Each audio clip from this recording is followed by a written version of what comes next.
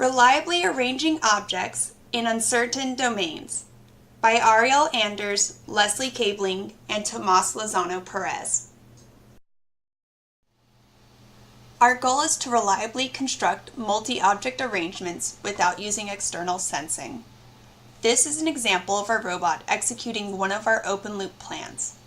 The robot decides when and where to introduce objects into the world. Then, the robot pushes one or more objects around using a paddle. The goal is to arrange the objects into a desired configuration. This video shows the complete execution of a 3-block arrangement. The video on the left shows the belief overlays of the objects. The video on the right shows the direct video from the Connect. The video is for our purposes only. The robot does not use any vision while running these execution sequences. There is considerable uncertainty in our domain due to noise in the placing and push actions.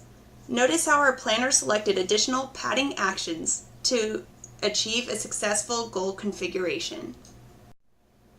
To solve the multi-object arrangement problem, we proposed a forward search and belief space.